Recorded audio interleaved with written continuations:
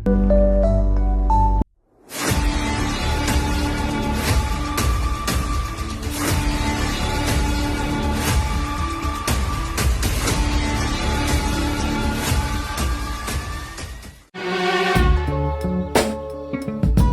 yeah, yeah, yeah. That's the way every day goes. Every time we've no control. If the sky is pink and white, if the ground is black and yellow. Perkenalkan kami dari kelompok 5 Kimda 9. Hari ini kami sedang melakukan observasi untuk melihat rumah kompos ya.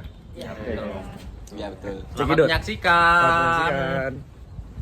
Di kelompok 5 Kimia Dasar 9, di sini kami akan observasi dan tanya-tanya mengenai rumah kompos Universitas Airlangga.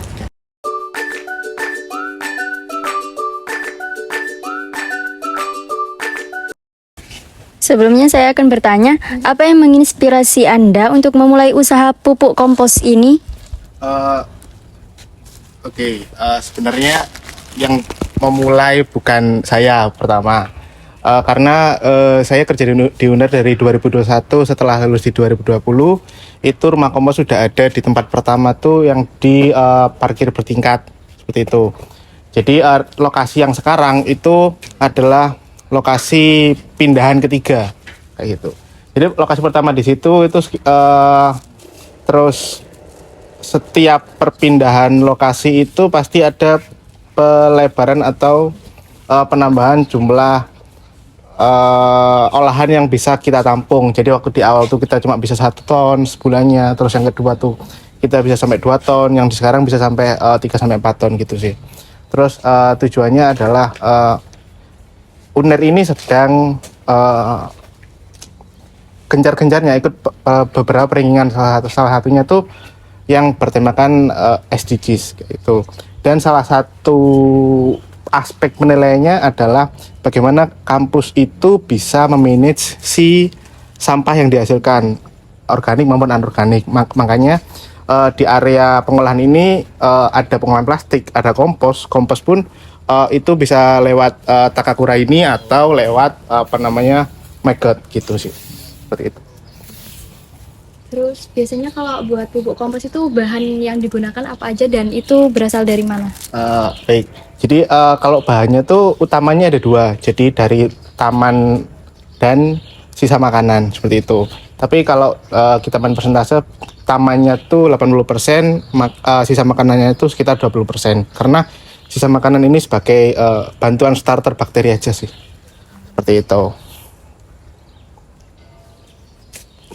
Oke, Pak. Pertanyaan saya, bagaimana sih Pak proses pupuk kompos ini, Pak? Kalau boleh tahu. Jadi sampah di khususnya kampus ini kan udah dipilah kayak gitu. Di beberapa tempat tuh udah ada tempat sampah yang khusus organik, anorganik sama kertas. Jadi kita tinggal ambil di tempat sampah tersebut. Tapi sesampainya di sini kita nggak bisa semerta-merta langsung masukkan ke mesin penggiling. Tapi nantinya harus kita sortir dulu karena kita nggak bisa benar-benar make sure di kantong itu benar-benar organik semua tuh. Maka dari itu kita sortir, habis disortir kita timbang karena kita tuh butuh volume yang masuk ke setiap kompartemen sebagai acuan starter bakteri yang akan kita pakai kayak gitu, Mas. Setelah ditimbang terus dimasukkan ke mesin pencacah, terus masuk ke kompartemen salah satu dari 3 ini biasanya, lalu kita masukkan starter bakteri. Kita pakai perbandingan tuh 10:1:1, 1 E4 sebagai starter bakteri, lalu molase ini glukos, bisa pakai dari sari tebu atau gula merah, dan 10 air sebagai pengencer kayak gitu. Lalu kita tutup untuk nantinya terjadi reaksi anaerobik di dalam. Lalu kita tunggu selama sebulan. Tapi nantinya dalam 1 bulan itu per minggunya akan kita buka. Tujuannya dibuka ini kita kontrol si kelembapan 1. Yang kedua kita kontrol si panas. Karena side product dari anaerobik proses ini pasti ada panas sama gas metan. Jadi selain kontrol panas kita harus rilis si gas metannya, karena kalau enggak si cacahan itu akan bersifat asam dan kita nggak bisa nggak bakal bisa pakai gitu. Sebenarnya bisa dipakai, cuma butuh treatment lebih lanjut kayak gitu. Jadi setelah sebulan itu takaran matangnya itu dia tuh mendekati physical tanah lah. Dia tuh udah coklat kehitaman, terus udah gak bau, terus udah gak panas, terus dipegang tuh nggak gumpal seperti itu. Oke. Oke, izin bertanya Bapak. Kira-kira butuh waktu berapa lama untuk memproduksi pupuk kompos ini sehingga siap untuk dipasarkan, Pak?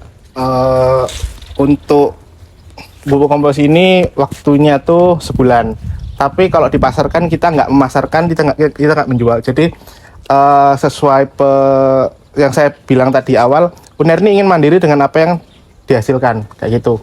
Jadi kita menghasilkan sampah juga kita yang mengelola sampah. Maka dari itu kompos akan kita gunakan sendiri gitu sih. Tapi kita nggak pernah kayak apa ya promosi ke fakultas gitu sih. Jadi setelah jadi mereka langsung calling ada kompos atau enggak, kalau tidak ada mereka langsung ambil gitu sih. Jadi nggak sampai bener-bener numpuk, kadang-kadang 2 minggu udah habis, seminggu udah habis kayak gitu sih Mas. Seperti itu. Untuk selanjutnya, Bapak, saya ingin bertanya, apakah Anda sendiri menggunakan teknologi khusus dalam proses produksi? Teknologi khusus sih enggak Mbak, tapi kita pakai bakteri pengurai aja sih, gitu sih. Kalau teknologi khusus enggak ada sejauh ini, gitu. Tapi untuk pengolahan organik tuh kita selain pakai kompos juga pakai maggot. Jadi kita bisa manage lebih banyak sampah organik dan punya variasi hasil kayak gitu sih. Untuk pengolahannya tadi kan diolah sesuai dengan prosedur yang ada ya Pak. Kemudian ada tempatnya juga. Nah dari Bapaknya sendiri tantangan dari awal sampai bisa berdiri besar kayak seperti ini tuh tantangan terbesarnya apa Pak kalau dari Bapak? Kalau tantangan terbesar dari awal berdiri itu mungkin tanggung jawab dari setiap aktivitas akademika sih. Jadi setiap orang harus bertanggung jawab dengan sampahnya. Jadi sampah yang benar-benar ditulisan organik ya benar-benar organik. Semua yang ada tulisan anorganik ya anorganik, semua tulisan paper ya paper gitu.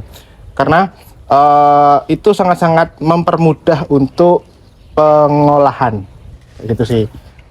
Mungkin tantangan terbesarnya itu, karena yang lain udah tinggal jalan aja gitu. Karena UNER emang lagi fokus khususnya ke bagian SDGs dan banyak aspek lainnya. Jadi untuk masalah pembangunan, anggaran dan lain-lain, insya Allah kita lancar terus. Ya terima kasih ya Pak atas waktunya telah meluangkan waktu buat kami wawancara lebih tahu bagaimana kompos itu diolah dan lain sebagainya, dan semoga dari Bapak yang Bapak jelaskan tadi nanti membuat wawasan kami juga lebih luas dan bisa bermanfaat buat kami nanti. Oke, juga. ya. Terima kasih. Terima kasih Bang.